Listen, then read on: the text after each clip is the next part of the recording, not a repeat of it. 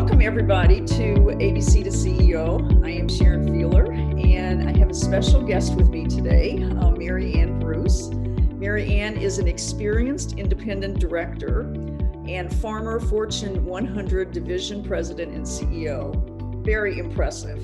So welcome, Maryann. We appreciate you being here.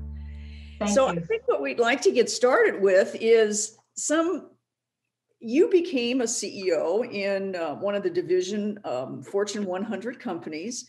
So many young girls, who is our target audience, young women, have trouble thinking about themselves becoming a CEO ever.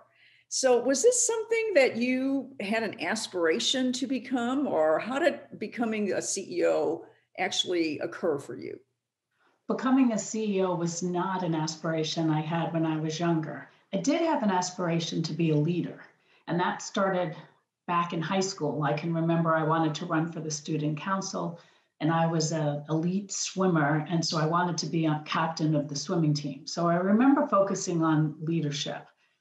Career-wise, when I got my first position as an assistant manager, that was when I actually got to lead people and not just manage projects. And I realized that I had a desire to continue to do that and to help others grow and achieve their full potential. And so in my mind, I just wanted to keep climbing the corporate ladder. And the higher up I got, then the more I thought about the next level and the next level. And once I got to be a senior vice president, that's when it dawned on me and my aspirations started to evolve that maybe I really could aspire to be a president or a CEO. And so I did two things that I believe ultimately put me in a position to do that. First is I made sure that I had a couple of mentors who would be there for me to answer my questions, to chat with me about things I was struggling with and maybe give a different perspective. And then I also hired an executive coach who I knew could help me reveal my blind spots, could help me effectively manage conflict better, and could also let me see things from a bigger picture, broader horizon. I believe that those two things ultimately gave me the confidence and the belief that I could achieve becoming a CEO, which ultimately I did. Yeah, you use the word confidence. It's one of the traits that we oftentimes refer to at ABC to CEO for young women to make sure that they feel like confidence is something that they portray all the time. And it sounds like you did it both naturally, because even going back to high school, but then you recognize that we all have weak points and all have areas where we could improve. And by having mentors and hiring a professional coach is probably something that, is a new one. I'm not sure we've ever talked about that with people before. So I always say that throughout your career, you need three types of individuals that can help you. You need coaches, mentors, and sponsors. And the simplest way for me to distinguish between them is as follows. Coaches speak to you. They're telling you what you need. Think of like a trainer. They're telling you what you need to do to get better, to get stronger, etc. Mentors speak with you. They're listening to you, offering advice, and sponsors speak for you. They're the ones that champion you when you're not in the room. And they're the ones that are the decision makers who decide who's going to get the promotion or not. And I like to tell young girls that at different parts of your career, you're going to need different people along the way to help you. And it's probably going to be one of those three. And sometimes you can have multiple ones at the same time, because as I said, they offer different ways to help you achieve your own potential. So tell me a little bit more about advice you would give a young woman on how to find somebody who's a supporter or a mentor. Coaches we probably can find by going online and interviewing them, but mentors and supporters, they're a little bit more difficult. So how would you advise somebody to go about finding them? I'll talk about mentors first and then just briefly hit on sponsors. But I do want to say from a sponsorship perspective, you can't find them. You can't ask people to be sponsors. They have to want to do it and advocate on your behalf because they've seen you in an environment where you've performed extraordinarily well. And so that's why they want to champion you. So sponsors isn't something I think you can ask for. Mentors, on the other hand, I do believe you can ask for. And many young girls are afraid to do it. They're afraid because of rejection. Maybe they're afraid because they don't know how to ask. And so what I tell them to do is that they shouldn't be afraid, that in my opinion, the best way to choose a mentor is to find someone that you admire, someone that you respect, somebody that does something that you would like to be able to do. They have a skill set that maybe you don't have. They have an expertise that you want to fine tune. And then it's as simple as just asking them, saying, I really admire the way you operate and the values you display. Would you be willing to meet with me on a regular basis so I can learn from you? I really feel strongly that I can learn so much. And just leave it at that. And it's been my experience, whether it's other females or men, when somebody asks you that in that way, I really haven't heard anybody say that they're not willing to do it. So it's not like you're formally saying, be my mentor. You're saying, let's have a cup of coffee on a regular basis. Let's get together for lunch. Let's have a drink. And then, you're just going to talk about that relationship. But what's important is once you've established that relationship, is it needs to be give and take, and you need to establish a relationship of trust. I always tell the individuals, if you're going to be a mentor and if you're the mentee, understand each other's roles and responsibilities. Establish long-term goals and objectives. Be open and supportive and communicative, and then collaborate when it comes to solving problems. So, I do believe in mentors, but the mentee has to take control of the relationship. And you can't abuse it. These are people who are investing their time in you, and you don't want to abuse the privilege. Yeah, that's a good way to describe it. And the sponsors, we call them supporters, but it's kind of the same idea. The sponsors, I think one of the pieces of advice we give young women as an example of how to get noticed is when you're invited to a meeting, don't be a wallflower. Make sure you take a seat at the table if it's appropriate, and usually it is, and make a contribution to the meeting somehow. And that is one of the ways the people who become sponsors start to notice you.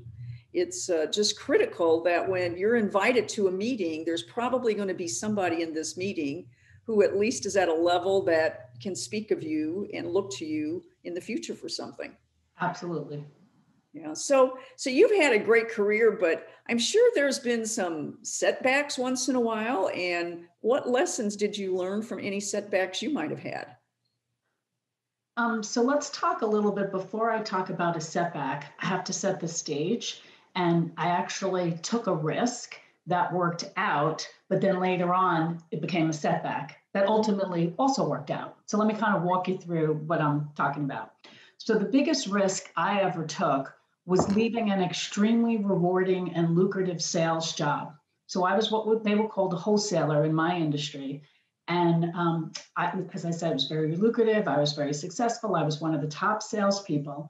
And because of that, I was tapped by management to see if I would be interested in starting a new division from the ground up. The reason why this was a risk was because it was less pay. I had never really owned a P&L or responsibility for an entire division. And I was nervous that, what would happen if I wasn't successful? And then part of me thought, well, if I wasn't successful, I guess I could always go back to being in sales. But clearly there was no guarantee. But I took the leap of faith and decided that it was something that I wanted to do. And thankfully, I thrived as a leader. I was able to quickly hire some talented individuals, and together we designed and executed a strategic plan, and we had incredible results. Specifically, the department that I led at that time grew sales for 8 consecutive years from 50 million to 3.5 billion, which was an average annual compound growth rate of 75%. And that was more than twice the company average. Some other data points that we looked at that described our success was we looked at our internal market share. So my department sales, when we started, had less than 3% of total sales for the company. By the end of the run, we were at 22%. And then we also looked at our external market share. When we started the division, we represented 2% of the industry. And 8 years later, we were 14% of the industry. So when I look back and I try to think of why was I successful and the team was successful, from my perspective, it was a belief in myself and my instincts, confidence, to your point, that C word again, confidence in my capabilities. But more importantly, we had a strong support network in my family, in my teammates, in my colleagues, and my friends. And I had to develop the courage to listen to my own voice, because I realized if I didn't listen to my own voice, who would? So over the years, I learned to trust my own personal strength and my power. So that was a risk that I took that was very successful. So let me talk a little bit about the setback and then what happened after that. So as I just mentioned, we had this department, I was leading it for 8 years, we were doing really well. Well, after 8 or 9 years, I became restless. I started thinking that I wanted something else to do. And upon reflection, I realized what I really loved to do was to start and grow and scale businesses, but I didn't really like maintaining them. It's once you go from 50 to 3.5 billion, it's not as excited as going from 3.5 to 4.5. Don't get me wrong, to be able to oversee a size and scope of a division that big is rewarding, but for me, it wasn't as exciting. I wasn't happy about going to work every day. It seemed more a little bit of boredom. So I spoke with the CEO of the firm and said I was interested in doing other things. And they're like, oh, okay, we'll take it under advisement. And lo and behold, about 6 months later, because our department was so successful, the CEO decided they were going to start another department, break it off. It was going to be a separate and distinct channel. And so I thought, wow, this is great. I could do this all over again. But instead of focusing on banks, now I'll focus on wirehouses. So I put my hat in the ring. I enthusiastically applied for the job. I spoke to everybody about why I thought I was the best person for the job. And lo and behold, I was passed over. So needless to say, I was very, very disappointed. After I got over the shock, I went back to the CEO and I said, you know what? I didn't get this opportunity, which is what I really wanted. Help me understand why. Help me understand what I could have done differently. What are the skills that I need to work on, because I don't want to be disappointed again. And to my surprise, the CEO told me I did absolutely nothing wrong, that I had all the right qualities. I had been a proven entity, that everything was wonderful. But there was just one catch. Because now my department was so important to the firm's success, they were afraid to let me take on a new opportunity, because that meant their business that I was running could potentially falter. And it was going to take a long time for the new business to get up to the level of the business I was running. And they basically told me I had a fabulous job. I was making a lot of money. Everybody loved me. Keep doing what I was doing. Oh, goodness. And so I did that for a little bit, but I was still restless. And so finally I decided that as much as I loved that company, it was time for me to do something else. And ultimately, I was offered an opportunity from a Fortune 100 firm to be a president and CEO and run a relatively new division for them. So the lesson learned for me, and it was a hard lesson, is sometimes companies' expectations of what they want for you and your expectations don't match. And don't settle. Believe in yourself and recognize that you have to do what makes you happy. And so those were kind of the success that led to a disappointment that led to success. Right. Yeah, I remember being, as one of the groups that worked for me, I had somebody who also really wanted to do something different. And she was excellent at what she did. And it was the idea of losing her in this role, it was devastating. But the path we took is when we find somebody that you can train, that you could walk away, that you can do succession planning with, then let's talk about it. And, it took like 2 years though, because she had just excelled so much, kind of like what you're talking about. It's not easy to replace somebody when you've got that kind of success behind you. I agree with you, Sharon, but look at what ultimately happened. They lost me anyway. And that's what I tried to say to the CEO. I didn't just walk out the door. I came back for a second time and I said, look, you don't understand. I'm bored. If you don't do something with me here, I'm going to find it elsewhere. You're going to lose me as a leader anyway. So wouldn't you rather have me be happy here? And that was my baby. Don't you think I'm going to oversee it and make sure that things stay well? It's a reflection on me if it doesn't do well. Right. But they just had a different idea of what they wanted than I did. Yeah, great lesson for senior leaders, though, making those decisions. So have you ever second guessed your career choices? I try not to look back and second guess, but if I had to say, there were a couple of times where I thought maybe I stayed too long in a position, or maybe I didn't pick companies that were aligned perfectly with my own personal values and goals and aspirations. So I would say I don't really second guess, but maybe I could have moved around more quickly, or maybe I could have taken more risks. The challenge that you have when you're successful, you get caught up in that, oh, this is great, and it's trying to do better and better and better without taking a step back and saying, is there something else that you want to do? Right. But I really try not to look back. I try to look forward. Well, that's good. So you've obviously worked with a lot of women throughout your career.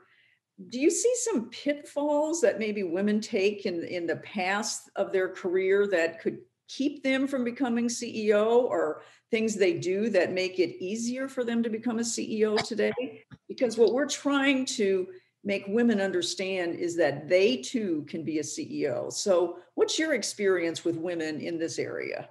So you touched on it earlier, and that is, Sharon, that is that if you really want to be a CEO, at some point in your career, you have to have P&L responsibility. You need profit and loss experience. Profit and loss experience can happen because you run a department, you run a division, you run a whole company, but it ultimately means the buck stops with you. You are going to be responsible for whether or not that division or department is successful. Does it make money? Does it lose money? And P&L responsibility helps you really dig deep and understand all the components of what goes into making a product or a company or a service successful. And so that's the number one thing that I believe women need to do if they aspire to be in the C-suite, particularly the CEO. And unfortunately, many young women don't realize how important that is, or maybe they're just afraid to ultimately be responsible for the profits and the loss of the organization, or the successes and the failures. But that's the most important thing they need to do, in my humble opinion. Yeah, I would agree. That was a huge mistake I made in my career, and to kind of also interact or to with some of the other things you're saying. I realized at some point that I was missing this, but I had gotten to a level where I loved my job. I loved what I did. I was getting promoted. And if I was going to go back in that P&L route, I would have had to go down a few levels and change my career choice. And sometimes if you've made a mistake, sometimes you need to kind of take that risk of going down in kind of responsibility, or at least across if you're lucky enough, and in order to get that P&L responsibility. Because if you get stuck in a staff role and you're there too long, it's really hard to reverse that course. I absolutely agree, Sharon. And that's why, if you recall, when I gave my example of success, I was moving into management and leadership, but I was taking a pay cut. Not a lot of people are willing to make those changes, particularly if you're the breadwinner of the family. So these are not easy choices by any stretch of the imagination. And being a CEO is not an easy choice. But if it is something that you aspire to become, it is very important that you get P&L experience, even if it's just for a short period of time. And that's where sometimes sponsors can come into play and can help you, because they could speak on your behalf. Maybe you wouldn't have been considered for a position, but they can speak on your behalf and say, this is maybe a curve in their career, or as you said, maybe a step backwards to get a step ahead, but I believe in them and their abilities, and they need to have this to round out their skill set. Right, right. And you bring up being a CEO is not easy. It really becomes a lifestyle choice. So, what about work-life balance? I mean, what do you think about many individuals today? You're asking the question, how do you get work-life balance when you've got such a demanding career? So, what's your reaction to that? Well, let me start off by saying I personally do not like the phrase work life balance. I believe it implies that your career and your life are two separate and distinct aspects of your life competing for your time. Rather, I prescribe to the Confucius theory, which says choose a job you love and you'll never have to work a day in your life. Because if you're truly passionate about your work and you love what you do, then they're not competing priorities, they're intricately interconnected. So I like to refer to it instead of work life balance, I refer to it as work life integration. Now, Oh, that said, throughout my career, as I'm sure was the same with you, there are times where you could feel overwhelmed or stressed. The demands of an executive job, I was traveling 150 days a year. I was always on the road. Trying to balance that with a happy family life and children is hard. I'm not going to say it's not. And so I developed a couple of mechanisms that I use to help me cope. First and foremost, I learned how to rely heavily on my support network, my husband, my nanny, my extended family, my friends. They helped me participate in school and other, they participated, I should say, in school and other activities when I was at work and I couldn't be there. I became a master organizer and delegator. I outsourced all the time consuming household chores. To this day, I have friends who have said to me, I cannot believe for almost 20 years you never walked into a grocery store. I never walked into a grocery store. I never walked into a bank. I never walked into a dry cleaner. My attitude was I could pay someone $10 or $15 an hour to do that. I was paid significantly more than that. My time was limited, and I wanted to spend my limited time with my family and my husband and my children. So I just outsourced all of that. I also made sure that I built time into my schedule. I told my secretary at least 1 hour of every day I needed to have as unscheduled. That was time that I was going to use for myself to think, or maybe to just get out and walk the halls and touch my employees and see what they were up to. I also made sure that I at least scheduled time for date night with my spouse once a week, or going to my daughter's soccer games or my son's track meets. I physically put it in the calendar. And once it was in the calendar, she knew that she couldn't take it out of the calendar unless she asked. And that was going to have to be something really important for me to take that off the calendar. I also took time to relax. I protected my weekends. Now, I will admit that this was before email and stuff became so prevalent. So I'm probably dating myself. But I made sure that when I left work on Friday, now I might not leave till midnight, but when I left work on Friday and until I returned on Monday morning, I didn't want to be disturbed. It needed to be an emergency for somebody to contact me. Otherwise, they had to contact me Monday morning. I turned my voicemail off. I really was not interested in speaking with someone on the weekend. That was my home time. I also took frequent vacations because I knew I needed to recharge my batteries. So I did that one of two ways. I would take long weekends, like either a Friday and a Monday. I'd probably take a long weekend once a month, once every other month. And I always took a 2-week vacation. And I prided myself on being away from the office. You know, nowadays people call it, companies call it as PTO, and that stands for paid time off. And they give you a bank and you could do whatever you want. Most people didn't take their time. Most people have vacations piled up. I always took it. And I always told my staff not to think of it as paid time, to think of it as paid time off and not pretend time off. So many people go on vacation and they pretend they're on vacation because they're checking their email or they're checking their voicemail or they're calling their colleagues or somebody that worked for them. That's not taking time off. You need time to recharge your batteries. And so I made sure that I did that.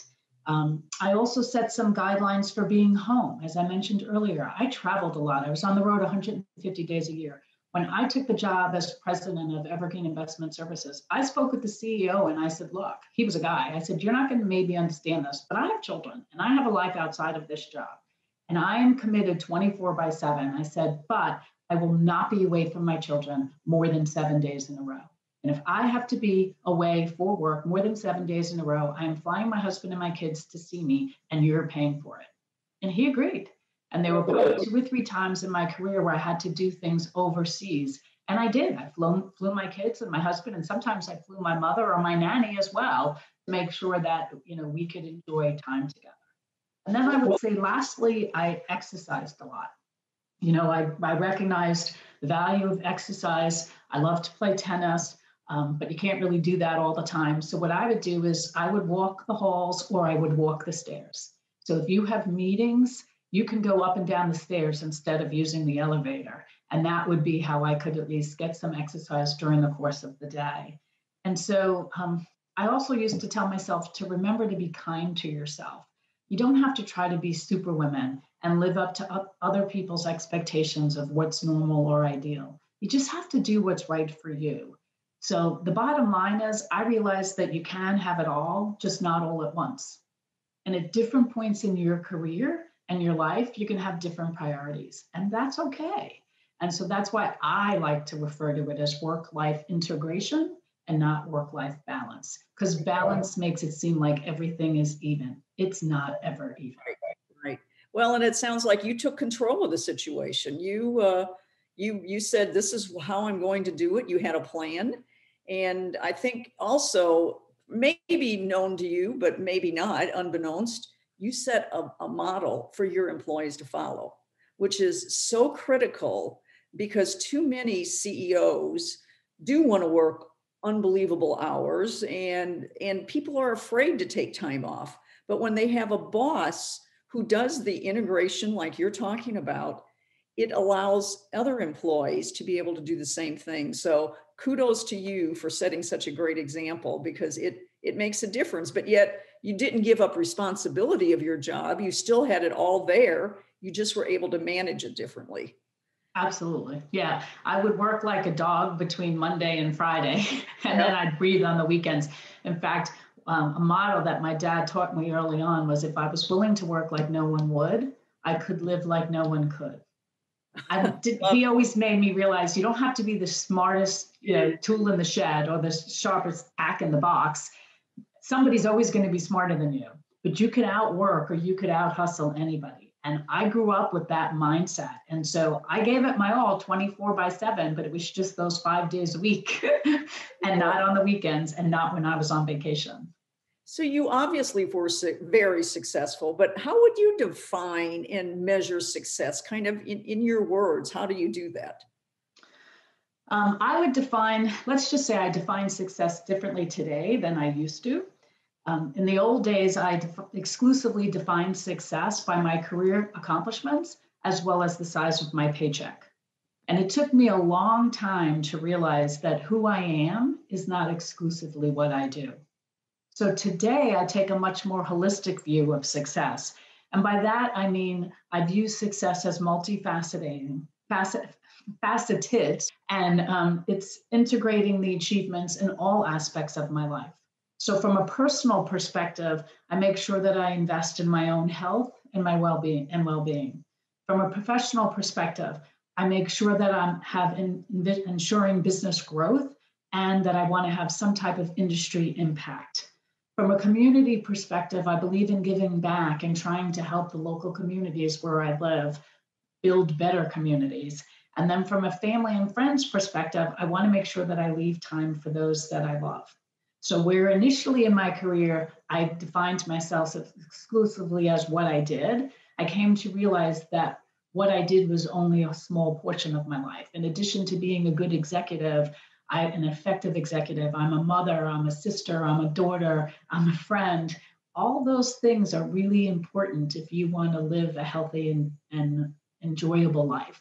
Because at the end of the day, to me, you can only guarantee a life of meaning if you live it and share it with others. What a great advice. I know you work with a lot of young women and women groups. So what advice do you have for them as they embark on their careers? And maybe you can tell us a little bit about some of the girls and women's groups you work with. Well, I'm involved with many different girls and women's groups. So right now I chair a nonprofit called Wrestle Like a Girl. It was founded from the CEO is Sally Roberts. She is a combat veteran and a 2-time world bronze medalist. And after she finished her athletic career, she recognized that there weren't a lot of opportunities for young girls to wrestle. In many cases, they had to wrestle against boys, which is not fair because they're physically not as capable given the size and strength, et cetera. So she went on this quest to found the company, and her primary goal is to provide access and opportunities for girls to wrestle. And their mission is to use the sport of wrestling to help girls become leaders in life. And so I'm active in that. I've really been enjoying it. I'm not a wrestler. I think I mentioned earlier that I was an elite swimmer, but it's just a way to help girls realize that they can have strength and power and commitment and be resilient. And so that's one of the ways I give back. I'm also involved. What a way to gain confidence. Yes, yes. And then I'm also involved with a group called C200, and we try to help the next generation of women become C-suite executives. And we also have, our group is both entrepreneurs as well as corporate. I'm involved with a group called Paradigm for Parity, which is trying to make sure that women are treated equally and that they could aspire to advance to the highest levels in corporate America as well as in the boardroom. I'm involved with International Women's Forum. In fact, that's how I met Sally. They had a program that they did with EY trying to sponsor athletes to help them move into business coming from the athletic world and making that transition. And they had mentors that volunteered to help some of these athletes. And so I had volunteered to help Sally. And after working with her for a year and a half, she said to me, I've learned more from you than I have, and I would love for you to be the chair of my board. And I was like, I didn't even realize she had a board. And then I was like, well, who's the current chair and how are they going to like it if you want me to come in and be the chair? And she's like, oh, I can make it all work. And to her credit, she did. Wow. And so I'm the chair of the board as well. So yes, I'm very passionate about helping young women and women in general achieve success, both in their career, in the boardroom, and in life. In terms of advice, my biggest piece of advice was, find a mentor. And then after you've excelled, be a mentor, give back to women. I'd say the second piece of advice is that you need to be open to opportunities. One of my favorite saying is, I plan and God laughs. Life doesn't happen according to your plans. And I'm a perfect example of that. So I encourage people to be flexible and open to new possibilities wherever and whenever they appear. And more importantly, to live in the moment. Because if you're constantly planning for the future, you're not really enjoying the success that you're having currently. And then the other thing I would say is learn from your mistakes. Tough times don't last. Tough people do. You have to understand that bad things happen to good people. But if you're aware and accept adversity as being inevitable, you can find a way to embrace those challenges and learn from those difficult experiences. So I like to say mistakes are marvelous, but only if you learn from them. So adversity is not a bad thing. Failure is not a bad thing, particularly if you figured out what you did wrong and what you would do differently and then not repeat it again. Right. Great advice. Great advice. I like to always tell people too that this too shall pass. When you're in the middle of a bad situation, we will get through this and then we'll look back on it and hopefully have learned something, as you're saying here, but and then another one will come inevitably again. But yes. That was one of my mom's favorite sayings, this too shall pass. Her other one was, if it was meant to be, it's meant to be. I love that. So Beth, is there something else you think we should talk about? Well, first of all, I want to ask one question. What would you say leadership looks like today? One of the things we really try to help young women understand is, what does leadership look like in your mind? Some of the things that young women wouldn't know. And what does it look like today at the end of 2020? How's it different? I definitely agree that leadership today is different from the past.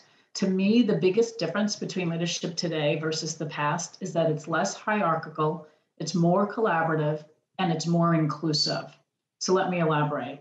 When I started my career journey, it was not uncommon for people to look at leadership and they look at the military. And so that hard-nosed, top-down leader who maintained a total control philosophy based on a singularly minded game plan is no longer the case. So collaboration, teamwork, empowerment, inclusiveness, they're taking on heightened awareness and importance, particularly today as companies begin to break down silos and remove layers of management. I'm a big believer that effective and successful leaders focus on teams. And I like to think of the acronym as TEAM, standing for together, everyone achieves more. Oh, I love that. Individual contributions are important, but study after study shows that a group is going to come up with much better decisions than individuals. So I strongly believe in teams, and leaders empower those employees by providing them with the freedom to take responsibilities for their ideas, their decisions, and their actions. And then this year in particular, you can't really think of leadership without thinking of diversity and inclusion. And some young women believe that those two terms are interchangeable. I do not. I believe they're completely different. Diversity is about the mix of people on a team.